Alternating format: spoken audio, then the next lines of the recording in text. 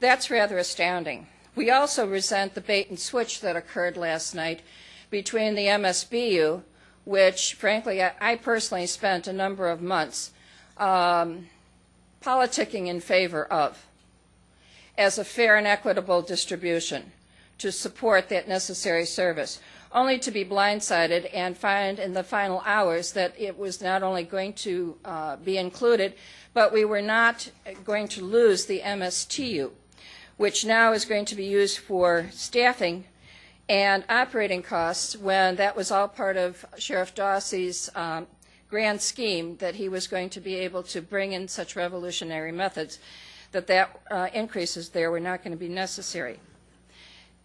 Having said that, we also want to state that we do not believe that not filling empty job positions is not a legitimate budget cut. If you haven't had the job filled, and I'll just use Gary Madoff's position as one, it does not count as being a budget cut. Now, how would the business community deal with this if they lost their major customer? I can tell you from a 35-year business career that the cuts across the board would be quick and they would be drastic. A company has to live within its stated revenue.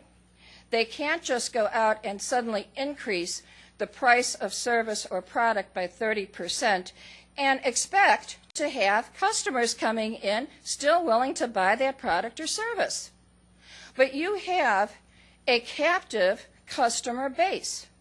I can't sell my house. I can't sell my house for anything close to what I paid for it, and I came in before the big feeding frenzy on homes. So we are, by and large, a captive customer base for you, and we resent this. Now, I would give you, some people have talked about how to get into this budget.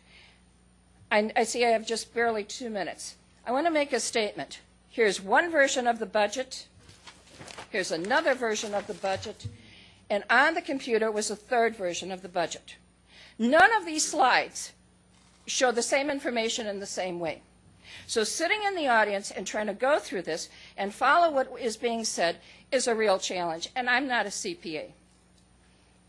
However, I'm going to go to one of the departments, and that is the county attorney's office, just to give you an example of what we resent in terms of the lack of transparency. Regular salaries and wages for 2012-2013 budget were $280,985. $280,985 in the budget that is ending now. That is for one county attorney, one assistant county attorney who is barely out of law school, and a paralegal. Then, I have 1 minute, then we get into contract attorney fees, $100,000. However,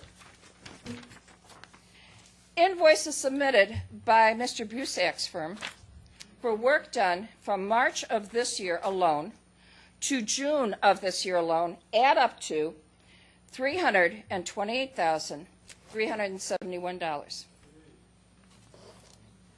That is what you get when you write a contract with 4 years without a cap on how much will be spent. This is March, April, May, and June. 4 months, $328,000 and change. Now, granted, Mr. Thorpe may say some of this is going to be offset by gas taxes. However, his work is in the realm of looking for eminent domain that was not the road widening issue. I respect the time. Thank you very much. Thank you very much.